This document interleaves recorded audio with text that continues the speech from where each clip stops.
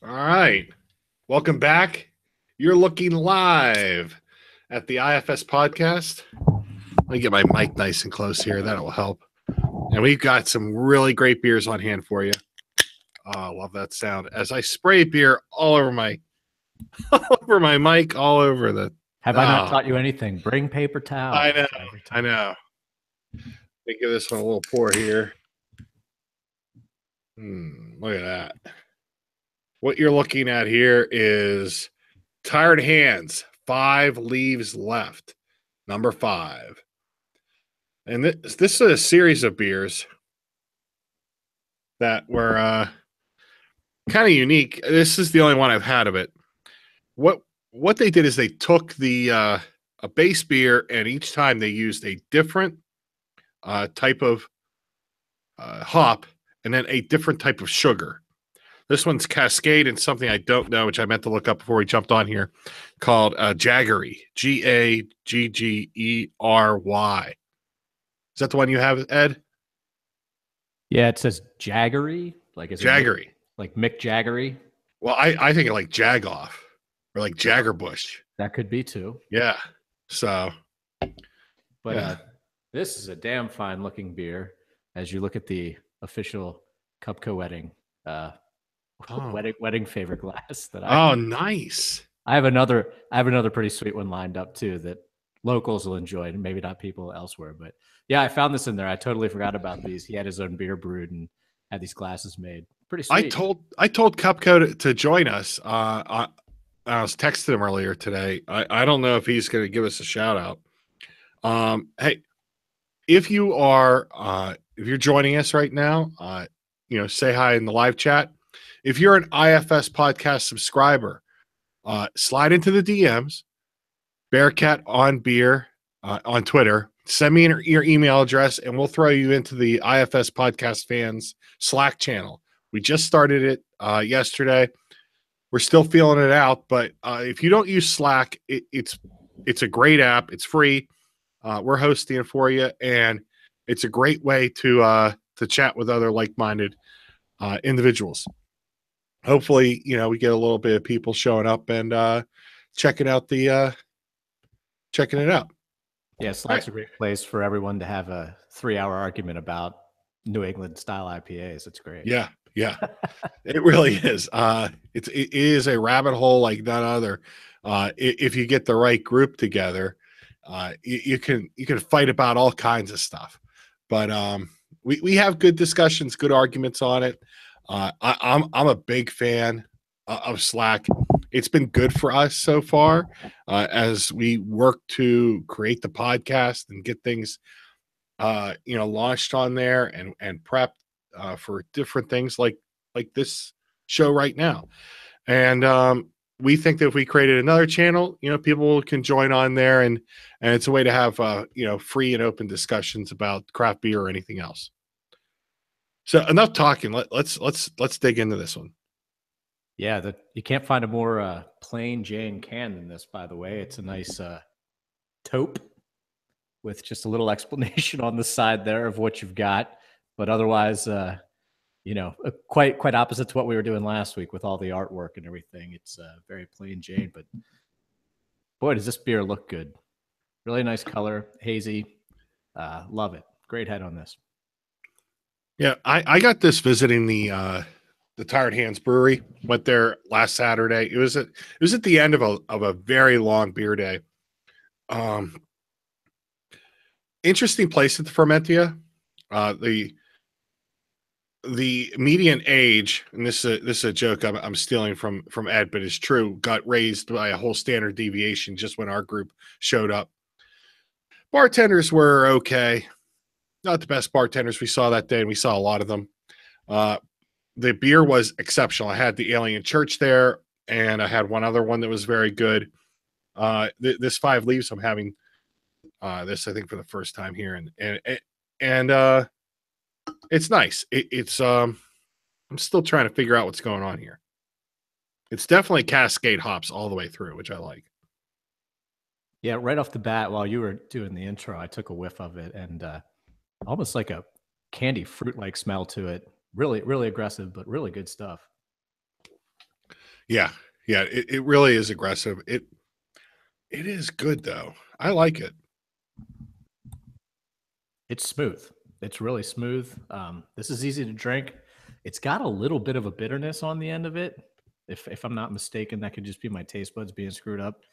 Um, I did wait for my after work beer. I did wait like 2 hours before starting this again, so I didn't blow out my taste buds. But I don't know. So far, so good. I'm really enjoying it.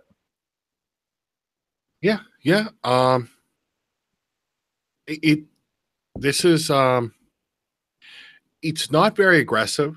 This is a pretty easy drinking beer here. It's not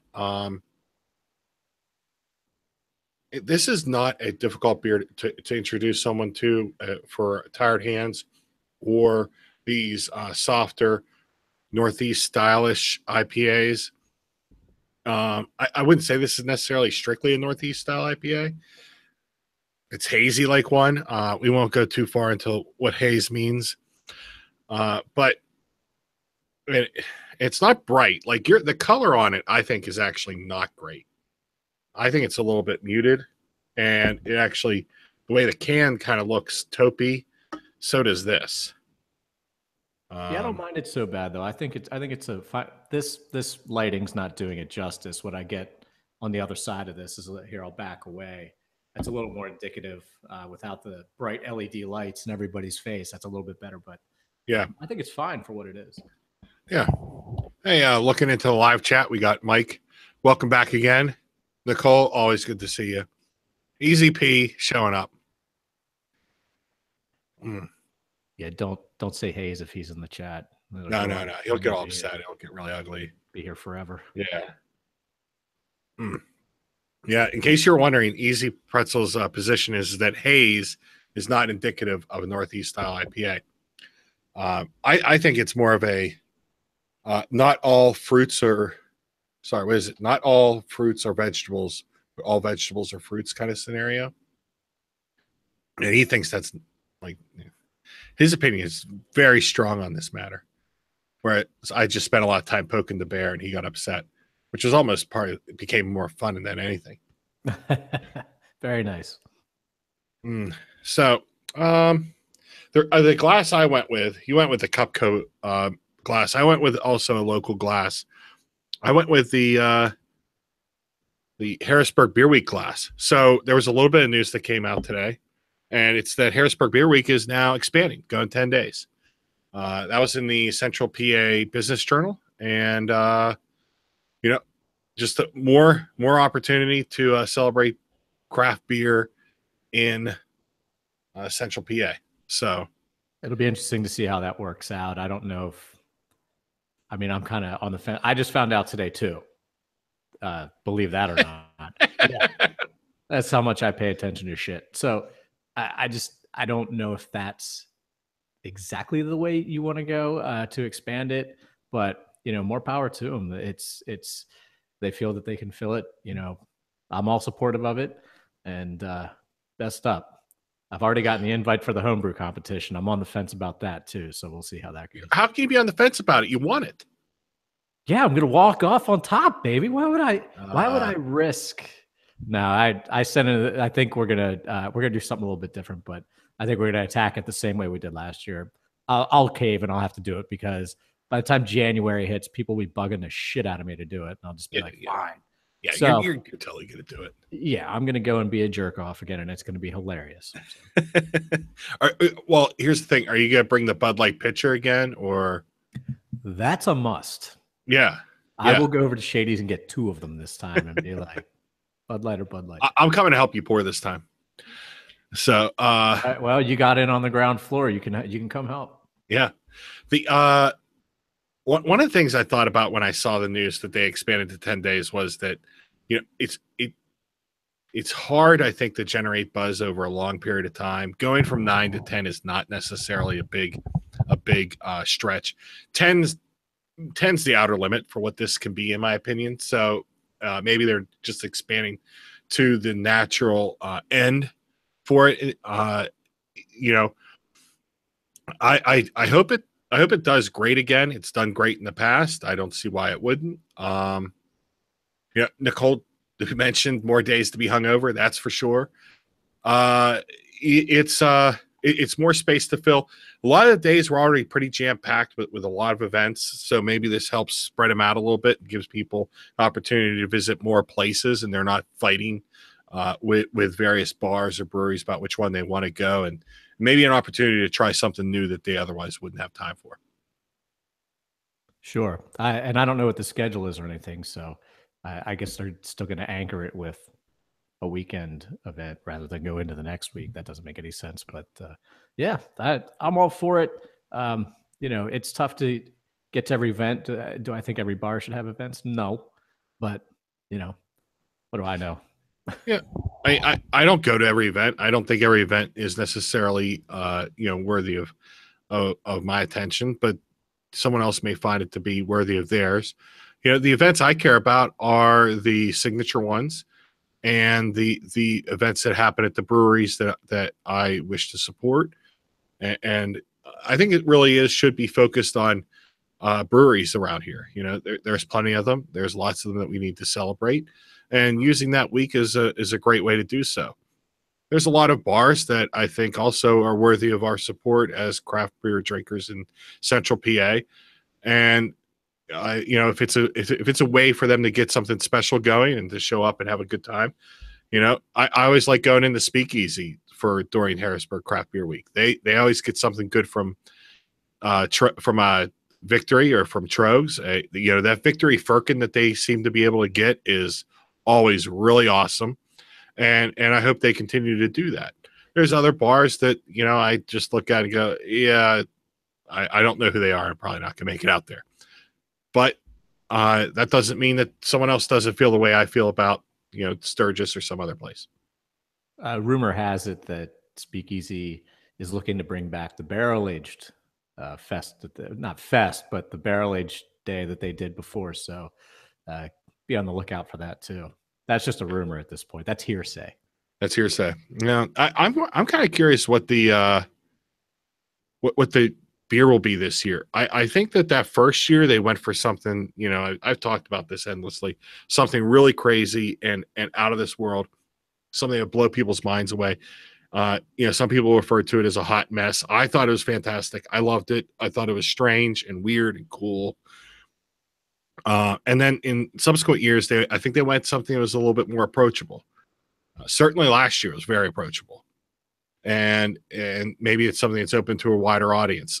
I would like to see them try to push boundaries more and push people's tastes, push convention. Do something that's out of the ordinary. Go big, and so what if you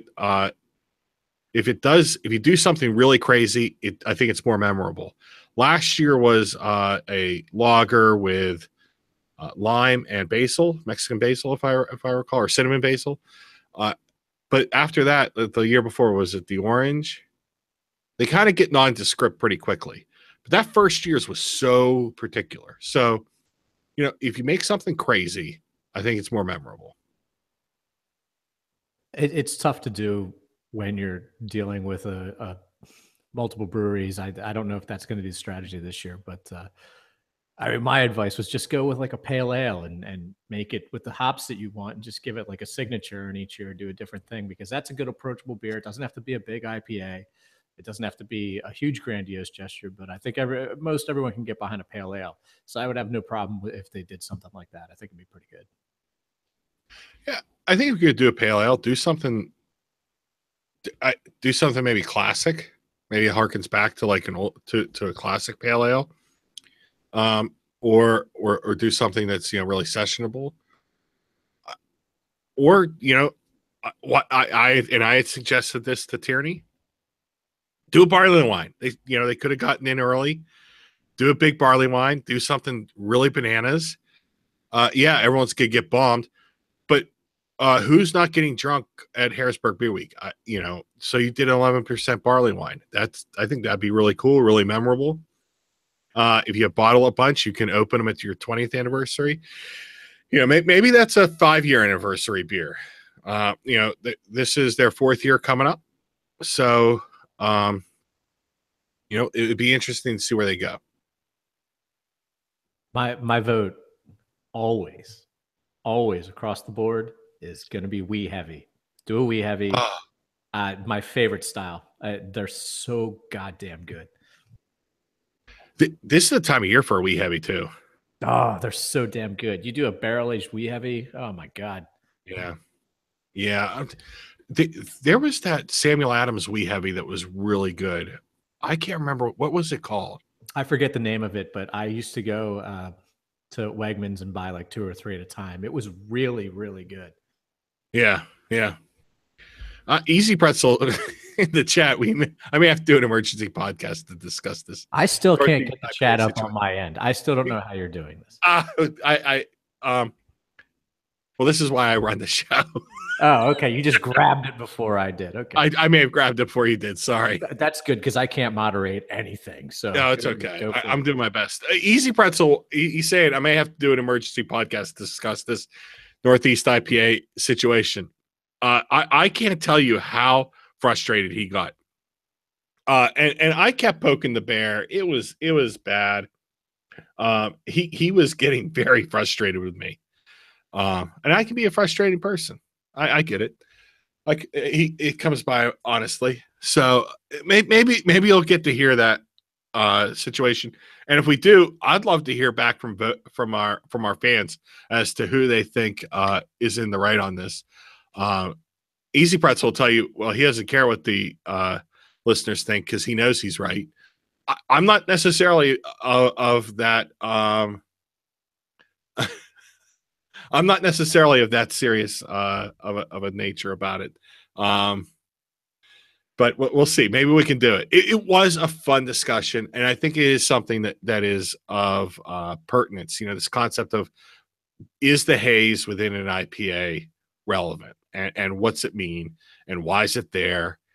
And there are very serious and specific scientific reasons for why the haze is there and what makes it proper. And a lot of people are just dumping a bunch of shit in their beers in order to make them hazy and going, ta-da, Northeast style IPA. And that is the wrong way to do it. There's a very specific biological process that occurs with the yeast and when it's being hopped during the fermentation process that results in a complex chemical reaction, which gives you that specific hazy look. It's something that I've read a little bit about, not as much as Dave. What I do understand is it's very complex and it's fairly well understood by, I think, a very small range of brewers out there. That said, sometimes if you want to try and get somewhere, you got to throw shit against the wall, see what sticks, and you got to try your hand at it. Like I think, we talked about last year. I think 0 Day is getting close. He's really, it's very, very good. It's a very good IPA, but he's getting closer with each step. So I mean, it's a learning process, and you're never going to appease everybody. Brewers south of us, in the South, hate this shit. I'm going there in 3 weeks. I'm going to Atlanta, and I cannot wait to bring it up to some of the brewers down there. JR from Max Lagers. I can't wait to bring it up and have him just go, fuck that, because they just all shit on it all the time. And there again, I think it's just our proximity to the Northeast, and not that we're not the Northeast, but you know what I mean, the Massachusetts and whatnot that gives us the kind of, well, no, I guess we have Northeast bias, like ESPN claims. Everyone claims ESPN has. So there you go. Yeah, Boston. What game are you going to see? Falcons, Vikings. Allegedly, I don't have my tickets yet, but I know a season ticket holder who lives like a half hour. Actually, no, he moved back to Harrisburg, so I'm buying his 2 tickets. They're going to be nosebleeds, but he's selling them to me for like $100 a piece. Usually, you get down on the field. Oh yeah, before they built a new stadium and changed their whole ticket policy, all the tickets now in the whole stadium are season tickets that are PSLs, and you cannot do paper tickets. So if I go to StubHub, I can't just go, okay, I'm buying these 2 seats down low, and you're paying out the ass now because everyone had to put 30 grand down on these seats. It sucks. And they're not as good this year. And if they keep sliding, now I should probably wait and buy them like the week before, because if they keep losing, it's just going to get cheaper and cheaper. But yeah, now you have to have them on your phone. You have to be part of Ticketmaster. I used to get carte blanche in that place, and I know people, but now it's just impossible with the new stadium. I'm just going to be happy to be there and see it. And then maybe next year I just go down and make it a beer trip and we go hang out and tailgate and then watch the game at somebody's RV or something. Yeah, but I mean, I'm not gonna feel bad for you. $3 nachos, $3 stadium nachos. I mean, if you don't eat at least 2 orders of stadium nachos during your game day experience, you're crazy. I'm not a huge stadium food guy. Like, I don't know. Nachos sound like a risky proposition. Hot dog, I'll go for. They have like $2 dogs. I'll go for that. Some of the beers are only like $5 too. I do want to see the 100-yard bar, but I doubt I'll be able to get in there. Hopefully, I can pull some strings or something. I wear my Trogue shirt around Atlanta, and people just are like, "Hey, I'm from Hershey." Like, all right, always, always, always, no matter where you travel, if you are from Pennsylvania, say you are from Pennsylvania. I've gotten into beer tents 2 years in a row just by saying I'm from Harrisburg. Yeah, you got in a Bud Light tent, right? And the Miller Lite tent the year before. I met Jesse Tuggle in the tent. I don't think that's that exciting. All right, for a Falcons fan, it's pretty damn exciting. All right, it'd be like if you met Greg Lloyd at the Bud Light tent. Well, I'd be pretty excited about me. That's the equivalent. Yeah. All right, we ready to rate this one? I am. Okay. While I'm rating this one, can you look up what Jaggery is? Because I'm dying to know, and I didn't look it up yet. All right. As far as a hazy, beer with a very specific goal of, like, I think showcasing the Cascade in a Northeast style, maybe IPA way, with that low bitterness and it really is Cascade through and through, but it doesn't have that bite, which is really rather impressive. I think that what they've achieved here is actually more impressive than necessarily how much I'm enjoying the beer, if that makes sense.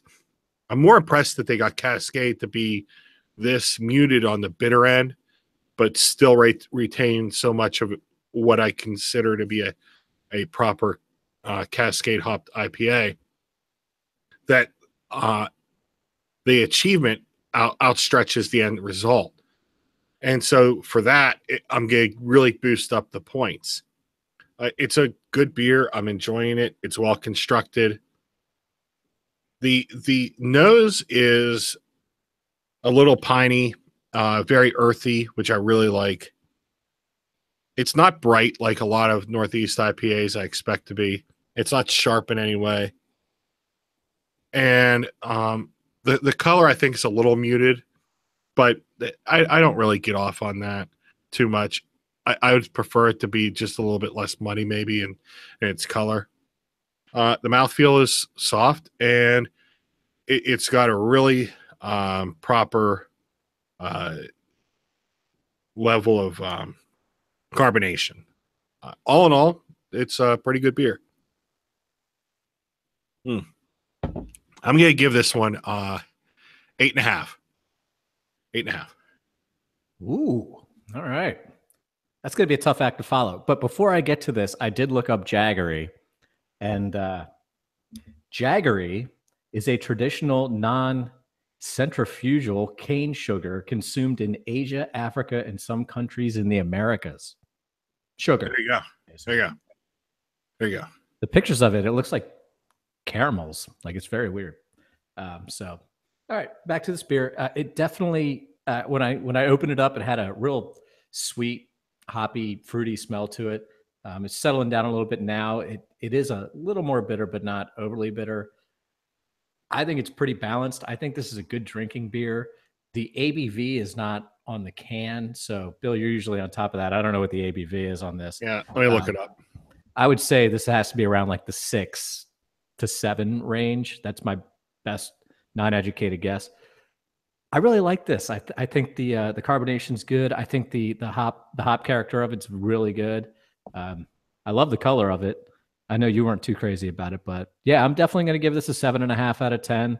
I think it's really good and something that I would absolutely recommend. Okay, you're not going to believe this. This is actually 8%. Oh shit! I was way off. 8? Yeah. there is no alcohol to acidity or uh, alcohol stringency coming through. This is really, really smooth. Wow. Yeah, you could lose yourself on a couple of these, I guess. Whoops. Yeah, you really could. I think there's a lot. It's very grassy, which is something I think is indicative of Cascade. This is actually the last of the 5 leaves, which makes sense. It's number 5 of the 5 leaves left series. I think doing a series like this, I wish I had the other 4. I didn't. I probably would have really enjoyed having them all side by side. The cool thing about doing a beer like this is it allows not just for the brewer to explore the way ingredients play with each other, specifically a sweetener, a sugar, and a hop, but also allows for the consumer to kind of understand a little bit more about what goes into making their beers taste a certain way. And one of the ways that Sam Adams, in my opinion, was such an innovator, was that Latitude 42 Latitude series, where he had all those noble hops, the same base beer, right there in a 12-pack. It was brilliant. And you know what? We need more brewers doing that. Give me an opportunity to educate myself as to like how your beers are constructed. Give us a series of 3 or 4 beers or 5 or more where you make subtle changes between them and allow us to like sample them and enjoy them and to kind of learn how the hops or some other element of it plays with the beer. And this is something that's in that vein. I didn't get to try the other ones, but brilliant concept. Yeah, I'm digging this in a big way. I had the same experience as you when I went to Tired Hands. Now, I was not at the fermentarium. I was at the flagship. Yeah. And felt like I was in there shaking keys like, hey, your ride's here, like the oldest guy in the room, which I probably was that day. It was like a Sunday at noon. And yeah, the service wasn't that great, but the beers were really good. And I think they do a good thing out there. There's some critics out there that will say that they are making money off of making mistakes in beer. And I think that's a little bit too much of an old school thought on brewing rather than, hey, they're experimenting, and it's not like the beers are, they're not infected. They're not, they're thinking outside the box and doing something a little bit different. And I think the stuff's really good. Yeah, I think a little bit of that may have come from the fact that they did put out a couple of beers, specifically one that they had to essentially recall, that were not good. This isn't a brewery that's batting 1,000. I don't know which one is, but they aren't. And Miller, Bud, Coors, they're batting 1,000. Yeah, 100%. I mean, you'll never have a Miller Lite that tastes different anywhere on the planet. Yeah, that's a fair point. Hey, we were talking in the IFS Slack channel that Sol has maybe lost its edge. They seemingly have so many problems. From a perception standpoint, I don't know if they have real problems in their actual production or what they're doing, but the perception is that they've had some issues. Social media has not been kind to them. All right. That being said, did you score this one? What was it? What was your score? 7.5. 7.5. I gave it 8.5. I understand your 7.5. I'm giving it a little extra boost for the for the concept. I really love this idea of changing up a beer in order to not only educate the brewer but hopefully educate the consumer as well. All right, let's finish this one off and we'll step into our next beer. It's another Tired Hands beer.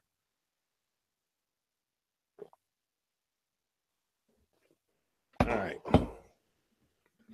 Gonna crack this one open. I got to get some water in my system here. There we go.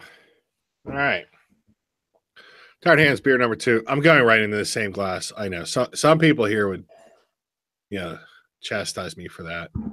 Gonna try to get a little head on this one here. There we go. Look at that. Oh, that's a nice little head of beer. All right, let's see what we got here. This is Seeds and Stems. You went with the Clingers glass. I did, yeah. Check that shit out. Brilliant. I love this. I saw this in there and I was like, yeah, we're taking it back. Let's go back 14 years.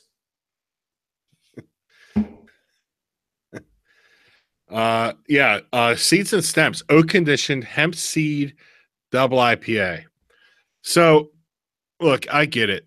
Brewers love a lot of brewers, not all. A lot of brewers love weed, and boy, do they like making marijuana references. Some like Coke.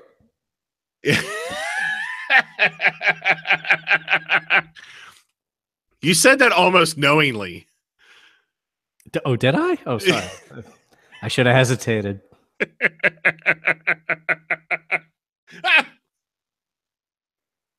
I'm now going to laugh too hard. Sorry. We're going to take a short break while Bill laughs off that joke. Okay. All right. I'm sorry.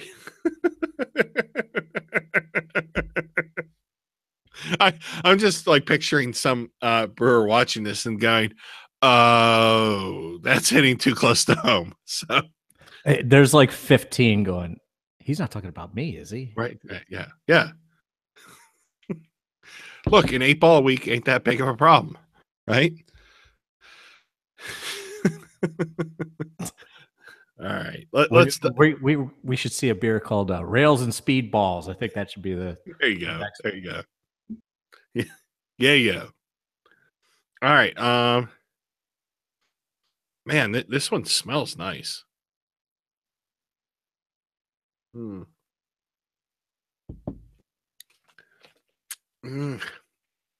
This one's a lot brighter, a lot lighter, and it's not just in color, but also in flavor and body.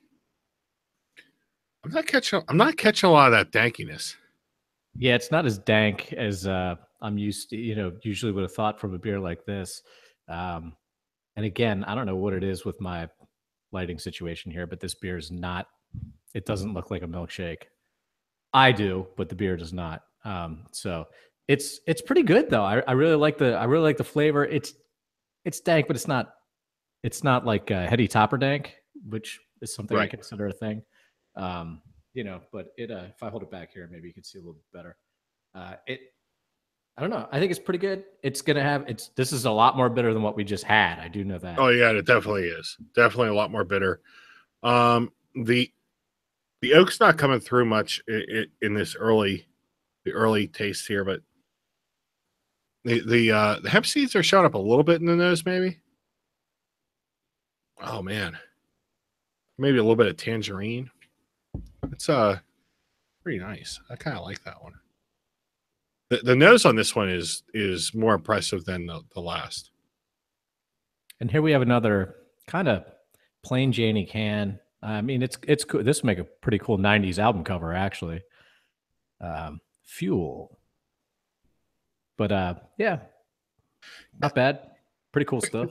Their cans are kind of strange to me. They either go from like something that's very psychedelic and kind of hard to really understand, but are interesting to this, which is very 80s 90s rock album-ish. Oh, this is a collaboration with Stillwater. Stillwater, yeah, I was just about to bring that up. I saw that and I'm like, did we just not name the right brewery on here? And then I saw tiredhands.com. I was like, okay. Yeah, it's a Stillwater and Tired Hands collaboration, apparently. So there you go. Do we have? You can tell we do our homework here. Yeah, no, I was well prepared. Well, nobody expects me to be prepared. They expect me to drink and be a jerk off. Do we have an ABV on this? Yes, this is 8.4. Oh, Jesus Christ! I feel like I'm under sneak attack. Let's get Ed to say something stupid. Give him 8%. It's American and French oak spirals and dry hopped with Galaxy, Simcoe, Citra, and Columbus. I think you can taste the Simcoe in this. It has that kind of bitter back end. Yeah, it's a little It is kind of there in the The back. problem with Simcoe is it's like having a bad. It's like when I have my mom for Thanksgiving in a couple weeks, she'll just take over the whole place and never leave, and that's kind of the way Simcoe hops are. I'm having trouble picking up this oak.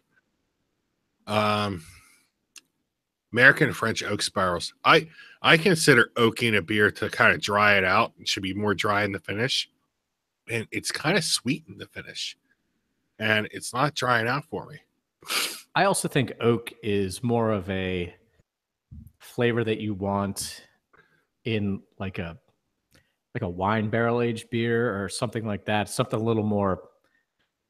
I don't think it works all the time in IPAs, and this might be an example of it's in there, but it's going to be overpowered by the hops that we put in here anyway. So it's kind of like, meh. But there again, if you take them out, this could taste completely different. Just because it's not flavor forward doesn't mean it's not in there and it's doing its job. So Yeah. But no, I dig this. Maybe if we let it warm up, the oak will come out a little bit. Yeah, that might be true. Easy Pretzel in the chat saying, Bill, new basement, still moving boxes. That's actually my beer cellar that hasn't been, it hasn't found its final home. I need to get a new rack for it and find a place to go for it to go. Hoping to have a new rack for it before Christmas, hopefully. This is not its final form. Yeah. So we'll see. We'll see. My wife kind of assumed that somehow it would shrink. And she's kind of, well, is it going to get any bigger and how much space do you need? And I try to maintain some, concept of stability in its size, not necessarily one in, one out, but I try to pare it back and then add.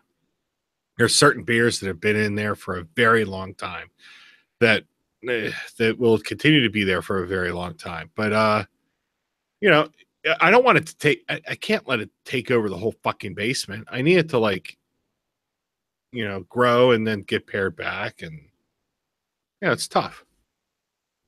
Choice. Is it just bottles, like bottles, cans, or whatever? It's almost all bottles. Cans, I have poor I've got poor success with cans. I aged a can of 1050 for 5 years, and it got weird. Didn't work. What I was gonna say is I'll take a picture of the metal shelf that I have in my kitchen that holds all the pots and pans, and God help me, the growlers. You just get one or two of those, put them side by side, and you have a cellaring rack right there, and it could hold 100, maybe bombers, 750s, whatever you want. Yeah. I just got to find time to do stuff. No. I moved a month ago, like a month and a couple days ago, and I'm just impressed that I was able to get one of the cars in the garage. Hopefully before Christmas I get both cars in the garage. We'll see. So here's where you and I would be every day. Okay, we have a job, and here's our goal, and we're doing this, and we're doing this room, and then we're done, and then the next day we're doing this room, and then we're done. Like they're called children. Yeah, I know. Well, more sympathetic I could not be, but yeah, it's just. And I'd be like, all right, regimented. I'd put the kids to work. I'd be like, no, you're lifting boxes. You're in the salt mines now. Yeah, no, it doesn't work like that. Hey, we have been doing bits here or there. The problem is that there's projects I want to do, and then there's the projects I don't want to do, which is find a home for this fucking box. Yeah. So we'll figure it out. Those boxes, if they're not that important, I refer to those as trash. Or hey, where did that box with all the? I don't know where it went. It must have gotten lost. I don't know. Might want to check the dump. Yeah. Hey, I'm trying to figure out how I'm going to finish the garage, because the garage isn't properly finished. I want it to look nice. I'm already trying to figure out what projects I want to do, and I'm not figuring out where I want to put these last few boxes. I can't help you there. I haven't had a garage since I left my parents' place in 90. Oh shit. 2001, 2000, Whew. whatever year that was. Yeah. Yeah. Hey. All right. Back to season stems. Like anyone gives a shit about my boxes. It's warming up a little bit, and you know what? The oak is coming through. It's a little bit more oaky. Not It's kind of a wine thing too, where I hate wine, but if I get a really good one and I give it a little bit of time and then it starts to come out a little bit more to me. And I think with beer, that's definitely it's tough in an IPA though. You just never know what you're going to get coming out. Yeah, I'm getting a little bit of melon out of it, a little bit of mango, almost so like a lemony aroma. Yeah, the mango is more in the flavor, not in the aroma. I'll tell you what, I expected. Maybe it's expectations versus what you're actually tasting. I expected this to be really dank. It's why I suggested we take this one second, because I thought it would blow the 5 leaves out of the water. And really, I'm starting to think we should have reversed them. We may have done them in the wrong order. It's always kind of hard to tell. This one is more serious as far as the flavors. The 5 leaves was a little bit more subtle, I think, in its flavors, but this one's just harder to nail down. There's a lot going on here. All that a lot going on is in really small amounts, so it's kind of hard to nail down. It's good. Wish I had a little bit more body, but you know what? At 8.4% and being this smooth and this clean is really impressive. And I shouldn't be that surprised. I mean, Stillwater Artisanal is really good at what they do, and Tired Hands obviously has exceptional experience in making. Stillwater gets forgotten too. I mean, they still don't have a home, do they? The of Love and Regret, I guess, is their home. The bar down in Baltimore, but I guess you're right. They really don't, but they make such good stuff. But they're one of those breweries that things seem to just be passing by, and people go, "Oh yeah, I remember them." I consider Rogue the same way. I love Rogue beers, but people are like, "Oh yeah, I remember those guys," and it's almost like they're not dead yet. Like they're still here. I love Rogue. I think Rogue is one of those standard bearers. And if I was introducing someone to craft beer, I'd be like, you know what? Go buy Rogue beer. If you see Rogue, buy it. You'll never get a bad beer. You'll get something that is one of those foundations of craft beer.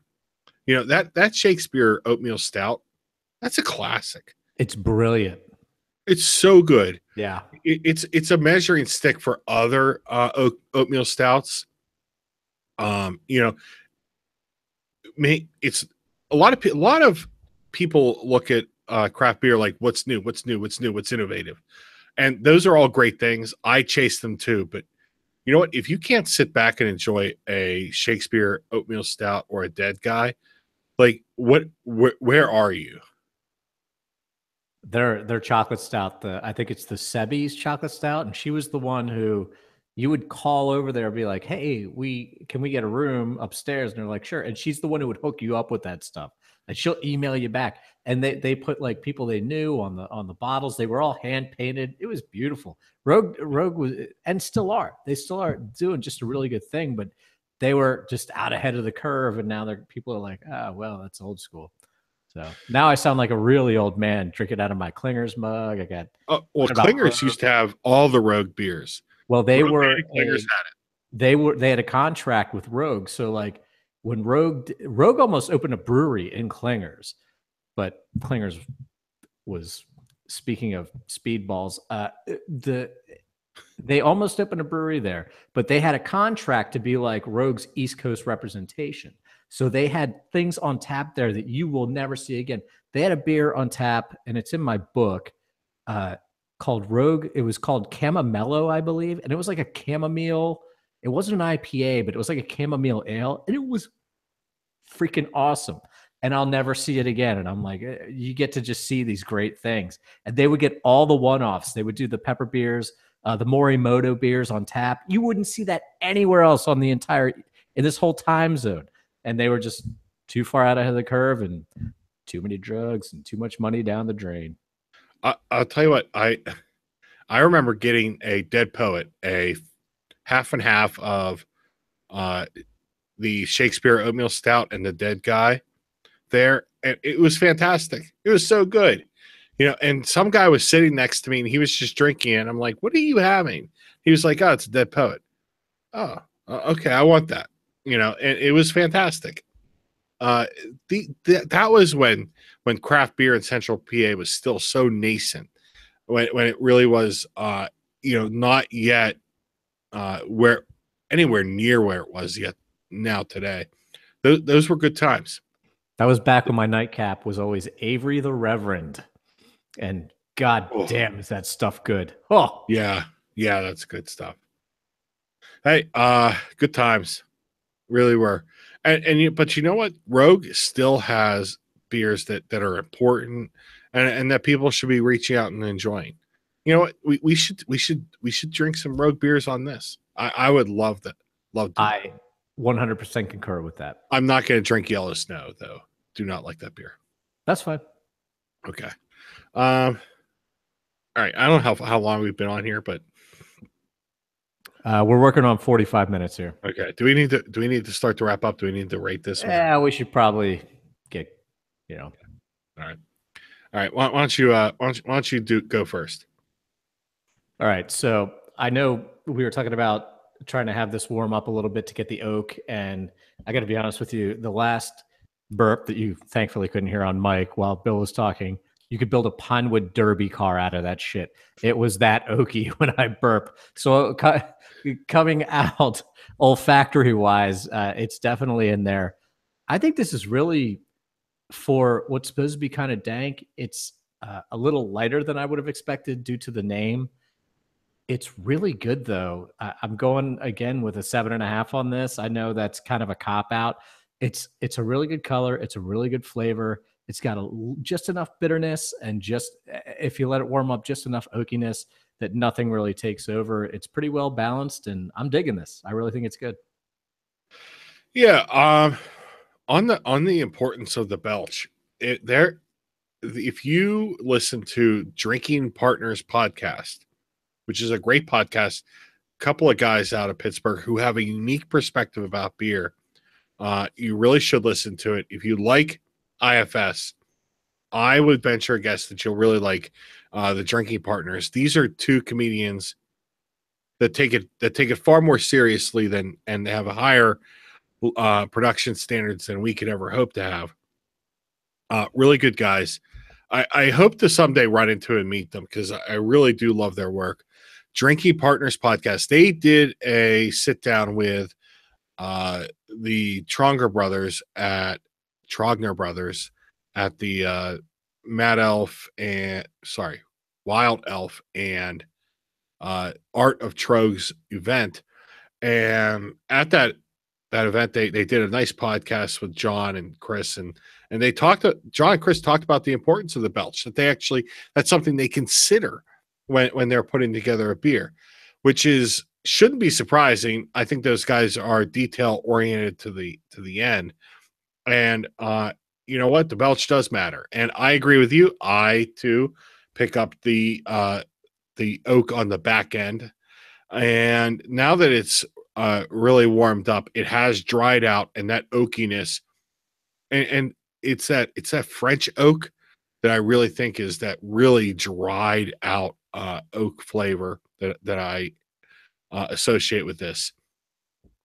I think this is exceptional. I think it is the fact that it's 8.4 and it's coming in with this level of body and flavor is really impressive. I wish it was a little bit more dank. I don't think it's necessarily properly advertised, but hey, that's what they use to make it. I was expecting something a whole lot more funky on the dank side, but this is an exceptionally balanced beer. I'm going to give this one a 9. I'm really loving the hell out of it. Man, you're killing me on these scores tonight. I'm like, no, 7.5. This is a great score, and you are blowing this out. I love it. I love this beer. Awesome. Good. Yeah, I it may be a little high, but if it had a little bit more viscosity in the mouthfeel, I would score it probably higher. That's really where I'm coming down on this beer. It's just way too thin for my taste. All right, I'm changing this to an 8. I can't be that far behind you. Wow. I gotta change your score. I'm gonna wreck the curve. Well, I was like, I don't know, and sometimes I get ridiculed for being too generous to beers because I like everything. Yeah, but no, even halfway down, I haven't found anything really wrong with it that I don't like. I do like the dank beers, but I also appreciate that this doesn't go all the way over the moon with it, and so very drinkable and very approachable. I like this. Yeah, I like how you said didn't go over the moon with this.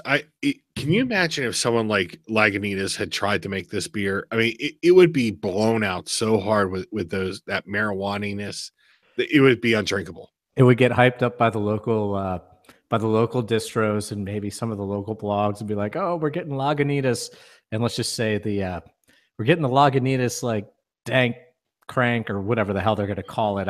Dank crank, I like it. Well, I didn't want to say dank tank because that's Sweetwater, but I don't know weed references. But either way, and we'd all go, okay, and it would be a fucking disaster. And you'd be like, what is this? Like, Lagunitas is also a bad example with me because I don't like any of their beers. See, I like their beers. I don't. I do like Lagunitas. What's the one everyone likes? It's an IPA that Hop Stupid. No, I like Hop Stupid. There's another one they make that everyone goes crazy for, and I can never remember the name of it. And I'm like, ugh. It's not. Is it Little Something Something? Maybe a Little Something Something's their summer. That's their summer IPA. I'll remember it once we click. Once you hit stop, but yeah, I can't remember. God. No, I gotta look it up. Lagunitas. I'm gonna look it up here. We'll see if we can find it for you. Beers. Brown Sugar was one. Brown Sugar is good. The Born Yesterday, which is out. I've not had the 2017. I hear that's pretty good. I've not had that. Is it they have their IPA, the Maximus. Maximus is fantastic.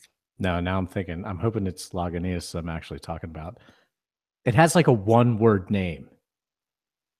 Lagunitas sucks. Hop Stupid sucks. That's what it is. Lagunitas sucks. That's not that great. I think that beer stinks, but everyone goes crazy for it, and I'm always like, maybe I'm wrong. I don't know. Their cappuccino stout, fantastic. That's really good. The Undercover Shutdown ale, that's good. That's a great ESB. I mean, God, you love ESBs.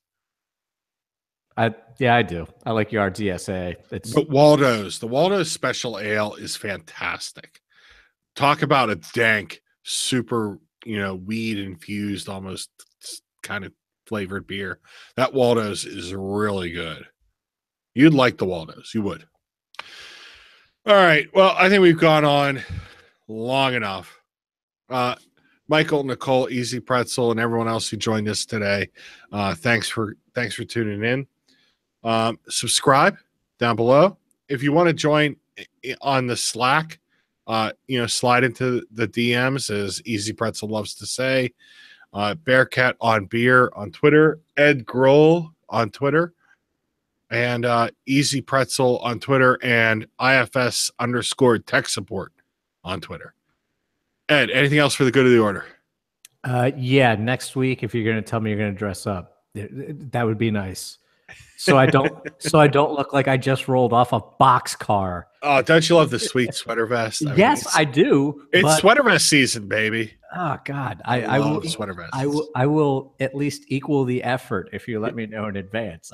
Real quick, I got a great sweater vest story. So I go into how is that possible? Oh, I go into the Gap. I'm there. My wife's shopping around, and I'm again. Where did you find a Gap anymore? Nah, don't worry about it.